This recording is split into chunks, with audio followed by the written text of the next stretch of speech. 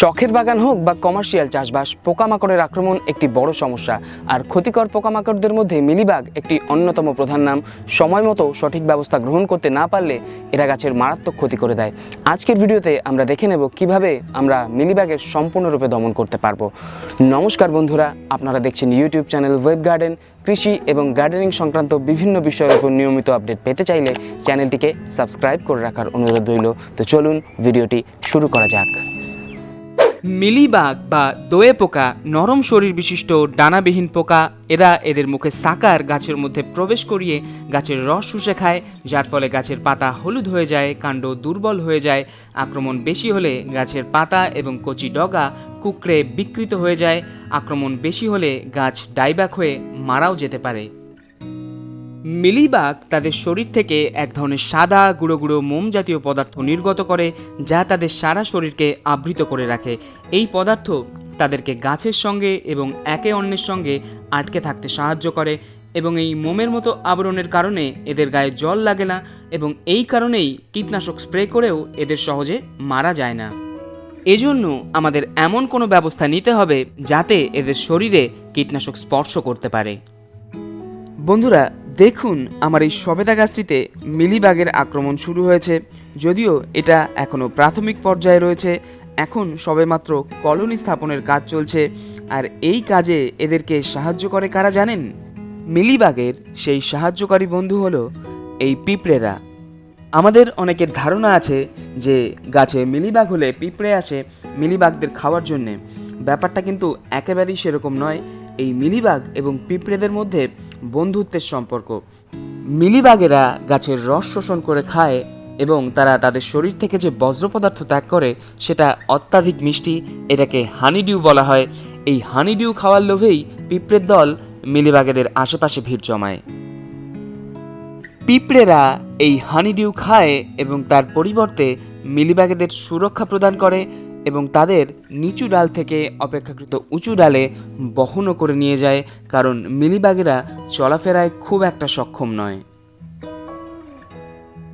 বন্ধুরা এবারে চলুন দেখে নেওয়া যাক কোন কীটনাশক প্রয়োগ করে খুব সহজেই আমরা এই অত্যন্ত ক্ষতিকর মিলিবাগেদের দমন করব।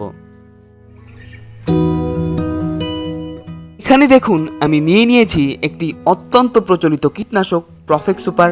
এর টেকনিক্যাল হলো প্রফেনোফস 40% এবং সাইপারমেথ্রিন 4%। এই গ্রুপের ওষুধ বাজারে বিভিন্ন কোম্পানির বিভিন্ন ব্র্যান্ড নেমে পেয়ে যাবেন, যেমন সিনজেন্টার, সিম্বুশ। যে সমস্ত বন্ধুরা বাংলাদেশ থেকে দেখছেন তারা সিনজেন্টার সবিক্রন 425 ইসি এই ওষুধটি সহজেই পেয়ে যাবেন। এই কীটনাশকটির আরও নানা ধরনের ব্যবহার আছে, একটা সংগ্রহে রাখলে নানা ধরনের কাজে লেগে যাবে। এখানে দেখুন আরও একটি প্রোডাক্ট ব্যবহার করা হয়েছে যার নাম সুপার স্প্রেডার। এটি একটি সিলিকন বেসড লিকুইড যেটা ওষুধকে খুব দ্রুত ছড়িয়ে পড়তে সাহায্য করে। এটা ব্যবহার করলে যে সমস্ত গাছের পাতায় সহজে জল দাঁড়াতে চায় না সেখানেও ওষুধ জল লাগা সম্ভব হয় এবং এর ফলে হবে কি, যে মিলিবাগের গায়ে সহজে জল লাগতে চায় না তার গায়েও আমরা ওষুধ জল স্পর্শ করাতে পারবো।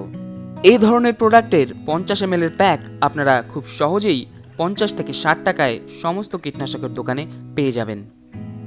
প্রতি লিটার জলে আমরা 2 ml প্রফেক্ট সুপার বা এই গ্রুপের অন্য ওষুধ গুলে নেব এবং তার সাথে প্রতি লিটার জলে 0.3 ml সুপার স্প্রেডার গুলে নেব। এই সুপার স্প্রেডার পরিমাণে লাগে খুব কম, প্রতি 3 লিটার জলে 1 ml নিতে হয়, অর্থাৎ প্রতি লিটার জলে 0.3 ml নিলেই যথেষ্ট। এরকম একটি ইনজেকশনের সিরিঞ্জের সাহায্যে খুব সহজেই আপনারা মেপে নিতে পারবেন। কীটনাশক জলে গুলে নেওয়ার পর মিলিবাগ আক্রান্ত জায়গায় খুব ভালোভাবে স্প্রে করে ভিজিয়ে দিতে হবে। গাছের যে সমস্ত অংশে এখনও মিলিবাগের আক্রমণ হয়নি সে সমস্ত জায়গাতেও স্প্রে করা দরকার। বন্ধুরা ভিডিওতে দেখতে পাচ্ছেন কীটনাশক স্প্রে করার পরের দিনের ছবি। দেখুন গাছের ডালে এখনও কিছু মিলিবাগ আটকে রয়েছে। এগুলি কিন্তু এখন আর জীবিত অবস্থাতে নেই। কয়েকদিনের মধ্যেই এগুলি শুকিয়ে শুকিয়ে নিচে পড়ে যাবে। একটা কাঠি দিয়ে নাড়া দিলেই দেখুন এগুলো ঝুরঝুর করে নিচে পড়ে যাচ্ছে। এগুলো অনেকটা শুকিয়েও এসছে। একবেলা রোদ পেলেই একটাও আর গাছের গায়ে আটকে থাকবে না। পিঁপড়েগুলোও দেখুন সব মারা পড়েছে।